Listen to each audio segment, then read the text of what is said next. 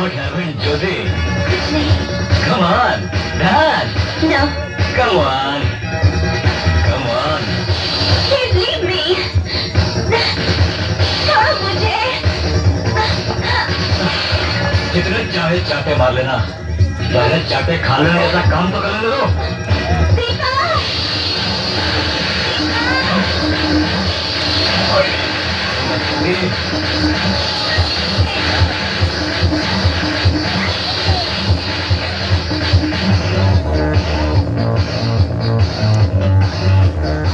जरा पैसा देख लेते.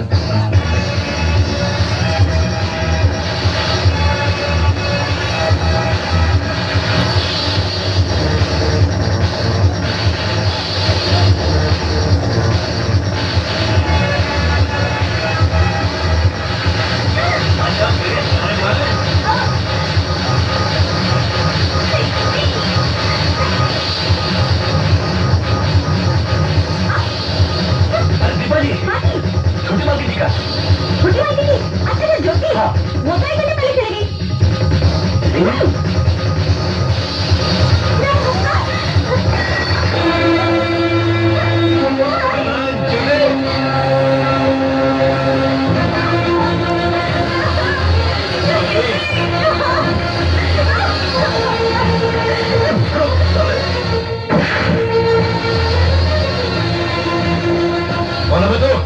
हमारा नाम कृष्णा है.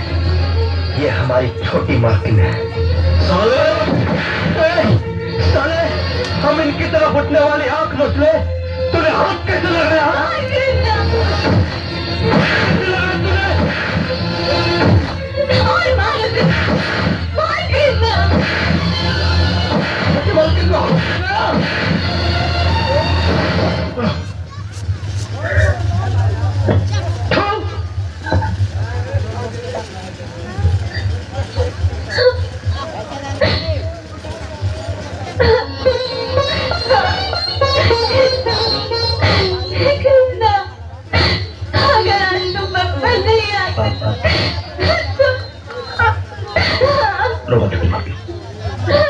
हम से तुम्हारे आंसू नहीं देखे सकते.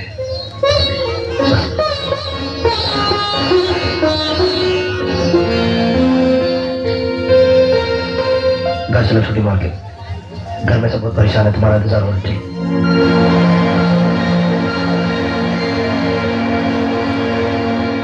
कहाँ थी तुम अब तक? मैंने पूछा कहाँ थी तुम अब तक? छोटी मालकिन से कुछ मत कहिए विक्की भैया. कुछ कहने सुनने की जरूरत ही नहीं. कृष्णा इसकी हालत बता रही है कि आज रात इसके साथ क्या हुआ. तुम ऐसी पार्टी में गई क्यों थी? बोल क्यों गई?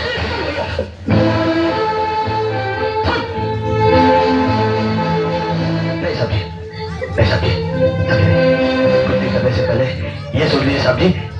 नहीं कृष्णा, इसके फटे हुए कपड़ों को छुपाने वाली तुम्हारी शान में सब कुछ कह दिया है.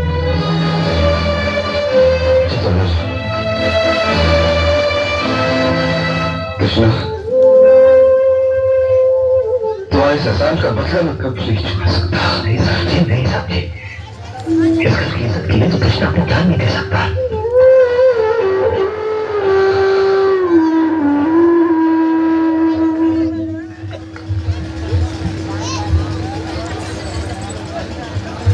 अगर चाहे तो कल पंडित जी को बुला लो. अच्छा सा मुहूर्त देकर ज्योति की मम्मी तय कर देते हैं.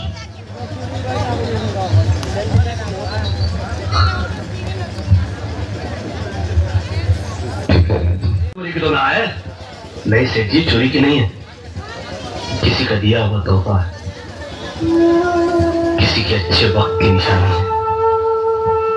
आज उसी का बुरा वक्त आया है, इसलिए मजबूरन बेच रहा हूं. चलिए ले.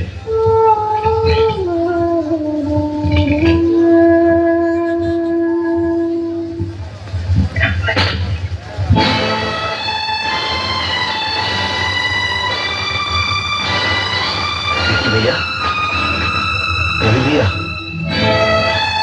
क्या हो रहा है ये सब? क्या चाहिए आप लोगों को हमारी मकसद से? कृष्णा, ज्योति के गहने का.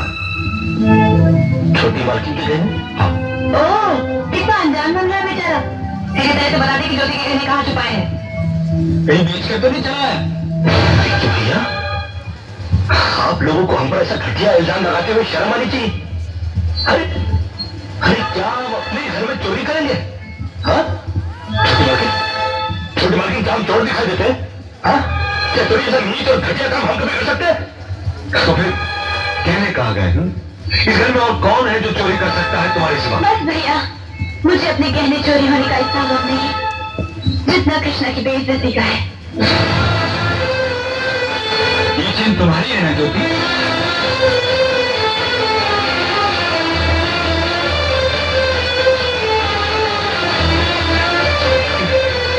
हमको नहीं पता कि हमारे बक्से में कैसे पहुंची। हम सच कहते हैं। तो तुम कहने क्या चाहता है? हमने से किसी ने चीन तेरे बक्से में रख दी? ये इस तरह नहीं मानेगा। फोन करके पुलिस को बुलाओ, वो खुद ही कबूल करवा लेगी। तुम ठीक कह रही हो? अरे नहीं, इस घर में पुलिस नहीं आएगी। छोटी मालकिन ने समझाइए, इस घर में पुलिस आएगी तो इस घर की बड़ी बेइज्जती हो जाएगी। हेलो, कोई जरूरत नहीं पुलिस को मेरे दरवाजे पर बुलाने की। मगर बड़े भैया ये रवि, मैं अभी तक मरा नहीं हूं। घर की छोटी मोटी उलझने मैं खुद सुलझा सकता हूं। सब्जी में डाटिए, अभी का भी डाटिए। हर छोटी मालकिन के गहने चोरी हो गए और ये लोग हम पर शक कर रहे हैं। ये लोग सोच रहे हैं कि वो गहना हमको ही बेचा है।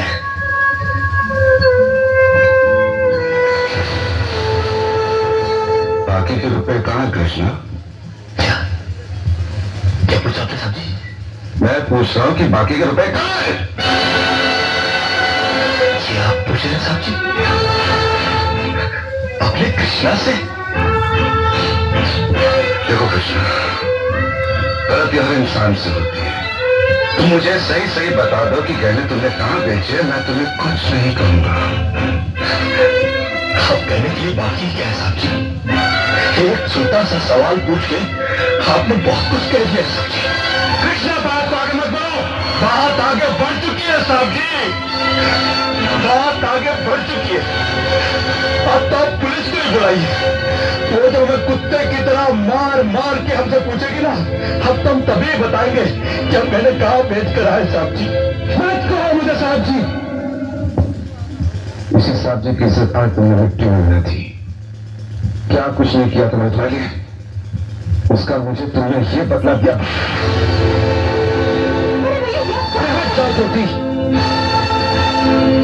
जिस दिन मेरी फैक्ट्री जलकर लाख हो गई थी और मैं बर्बाद हो गया था, मुझे उतना दुख नहीं हुआ था कृष्णा जितना आज हुआ जब तुमने इस घर में चोरी की है। साहब जी, बचपन में जब हमारे माँ बाप मर गए थे ना और हम अनाथ हो गए थे ना, तब भी हमें इतना दुख नहीं हुआ था जितना दुख हमें आज हुआ है जब आपने हमें चोर कहा। साहब जी, आपने हमें चोर कैसे कहा साहब जी? और ज्यादा सफाई देने की जरूरत नहीं है। दूर जाओ, मेरी नजरों से दूर जाओ, निकल जाए इस घर से। अरे इस घर से ही क्या, इस गांव को ही छोड़कर चले जाएंगे। अरे मुझ जनाब का क्या, काट लेंगे अपनी जिंदगी कहीं भी। इतने साल इस घर में बेफिक्री से ये समझ कर काट लिए कि साहब जी का हाथ है हमारे सर पर। हमको क्या परवाह किसी बात की, मगर नहीं, अब हम जान गए कि इस दुनिया में अनाथ का कोई नहीं होता। हम जा रहे हैं साहब जी, और इस घर में कभी नहीं आएंगे। अभी निकल जाओ। दोबारा इस घर की दहलीज में कदम भी रखा तो मेरा मुंह देखेगा तू। अरे नहीं नहीं नहीं, मुझ नौकर के लिए अपने दिल को दुख देने की कोई जरूरत नहीं। मैं कदम भी नहीं रखूंगा यहाँ पर, कभी नहीं आऊंगा अभी। ये भैया को गलत मत समझना, उनकी बात को बुरा मत मानना, वो तुम्हें बहुत प्यार करते हैं। हाँ देखा देखा, बहुत प्यार करते हैं मुझसे। कृष्णा, ये क्या हो रहा है? क्यों चिल्ला रहे हो? अरे नहीं नहीं, आप हमसे बात मत करो बड़ी मालकिन। क्यों? अरे हम छोटी मालकिन के सारे गहने चुरा के खा चुके हैं। ये क्या बकवास कर रहे हो? अरे नहीं, हम सच बोल रहे हैं, हम सच बोल रहे हैं। हम चोर है चोर, और आप भी हमसे बात करके कर रही हो। आप हमको मारो, मारो हमको। कृष्णा, बड़ी मालकिन, जब विक्की भैया ने हमको चाटा मारा ना, हमको बुरा नहीं लगा। हर नैना भाभी ने हमको कुत्ता बोला, कुत्ता। हम वो भी सह गए। मगर आज साहब जी ने जब हमको चाटा मारा तो हमें याद है यहाँ लगा यहाँ। उन्होंने तुम्हें चाटा मारा? हाँ, और सिर्फ चाटा ही नहीं मारा, घर छोड़कर जाने के लिए कहा है। और हम भी यहाँ रहेंगे नहीं, हम जा रहे हैं। और आप भी सुन लो बड़ी मालकिन, अगर भूले भटके हमने आपके दिल को ठेस पहुंचाई हो ना, तो हमको माफ कर देना। ये क्या सुन रही हूँ? आपने कृष्णा पर हाथ उठाया, उसको घर से निकल जाने के लिए कहा। आप क्या समझते हैं हमारा कृष्णा थोड़ी कर सकता है? अरे अगर भगवान भी जमीन पर उतरकर उसके खिलाफ गवाही देना, तब भी मुझे विश्वास नहीं होगा। आप किसे मानते हैं?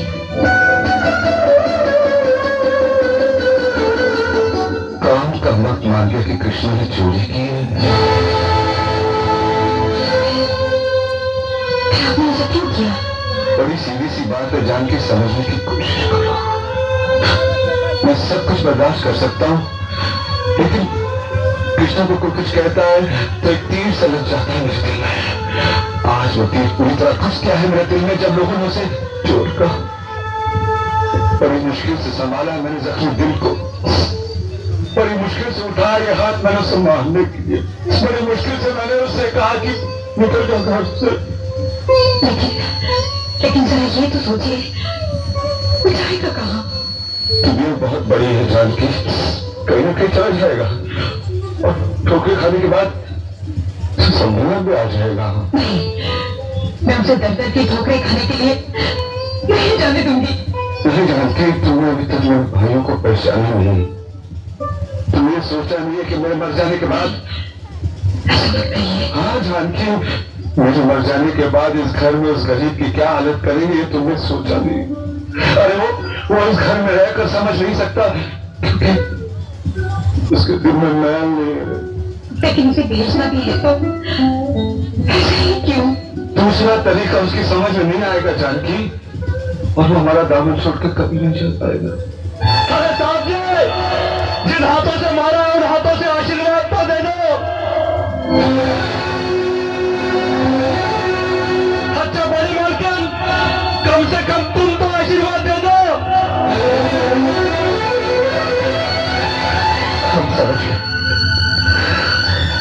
हम समझ गए कि इस घर से हमारा दाना पानी रुक चुका। अरे बड़ी सीधी सी बात है साहब जी, मगर कृष्णा के समझ में आ जाई है कि गरीब की किस्मत उस पर कुछ दिनों के लिए मेहरबान तो हो सकती है, मगर हमेशा के लिए संभल नहीं सकती।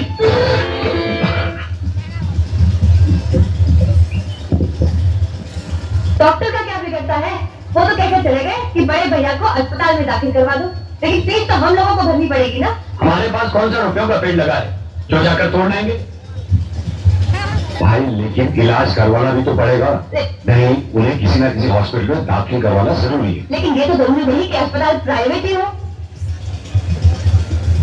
भाभी ठीक कह रही है भैया, बड़े भैया को किसी खैराती अस्पताल में दाखिल कर देते। हाँ, मतलब तो इलाज से ही, वहां पर भी तो लोगों का इलाज होता ही है। आप लोग बड़े भैया के लिए परेशान मत होइए। मेरे होते हुए ये नौबत कभी नहीं आएगी। तुम दुनिया को ये बताना चाहते हो कि हमें बड़े भैया की कोई परवाह नहीं, सिर्फ तुम ही हो जो उनका ख्याल रखती हो। तेनों की मामूली सी नौकरी करके 4 पैसे क्या कमाने लगी तुम्हारी बहन, दिमाग ही आसमान पे चढ़ गया है।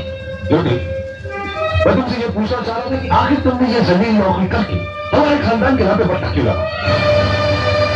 मेरी नौकरी करने से खानदान की इज्जत चली गई भैया, और आप लोग बड़े भैया का इलाज खैराती अस्पताल में करवाना चाहते हैं।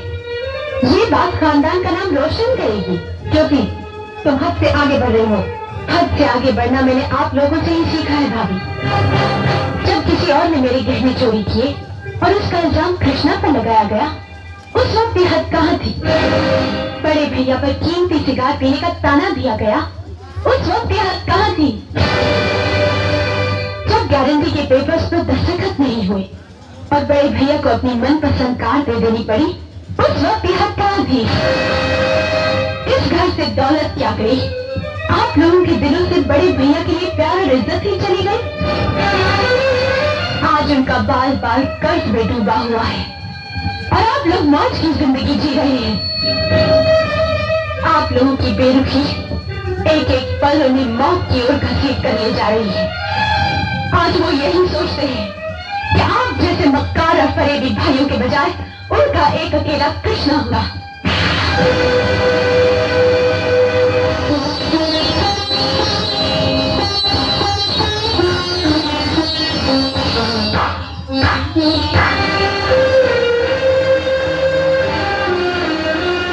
शाबाश रवि, शाबाश, बहुत अच्छा किया। अपनी छोटी बहन पर हाथ उठाकर तूने अपने बड़प्पन का सबूत दिया रे। टोटी, बड़ी सीधी सी बात है। इतने सालों से जिस भाई के हाथों पर तू राखी बांधती चली आ रही है ना, इस थप्पड़ को उस भाई की तरफ से उन राखियों का नजराना समझना तुम। अरे कमबख्त, तुझे शर्म ना आई? आज तक जिस बहन की तरफ मैंने घूर के भी नहीं देखा, तूने मेरी उस मासूम बहन पर हाथ उठाया। कोई भी भाई अपनी खुशी से छोटी बहन पर हाथ नहीं उठाता, लेकिन जब छोटी बहन बड़े भाई का लिहाज भूल जाए तो उसे तमीज सिखाने के लिए हाथ उठाना जरूरी हो जाता है। नहीं, उसने कोई बदतमीजी नहीं की। उसे तो सिर्फ तुम लोगों को आईना दिखाया है। तुम लोग अपनी शक्ल देखकर इतना चिढ़ जाओगे, उस बेचारी को क्या मालूम तंज के तीन बांधने से पत्थर होगा। क्या आप अपनी बात साफ साफ करें?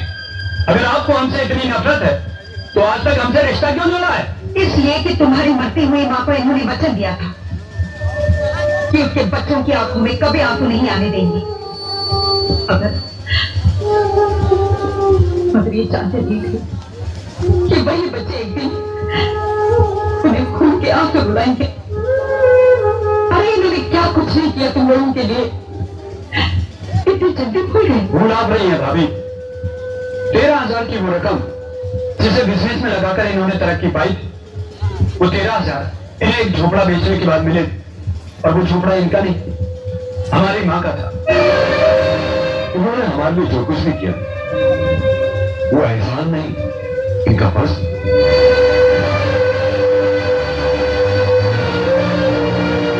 बुरा मत मानिए भाभी, वैसे भी ये लोग जो भी कर रहे हैं आप लोगों के लिए, इस घर के लिए कर रहे हैं। 2 वक्त का खाना तो आप लोग खा लेते हैं, लेकिन कभी ये सोचा है वो खाना किन के रुपयों से आता है? जितना हमसे हो सकता है हम उतना कर रहे हैं भाभी, मगर बड़े भैया हमारा सुकून तो ना छीने। मैं तुम लोगों से कुछ छीनना नहीं चाहता, लेकिन आज सिर्फ एक हक छीन रहा हूं। जानकी,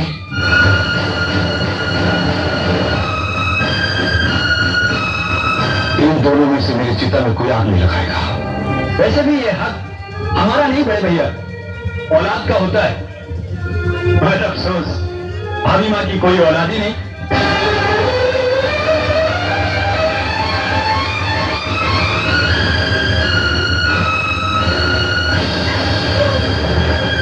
और फिर आप हमारे जो भी, मगर है तो सब पहले भाई।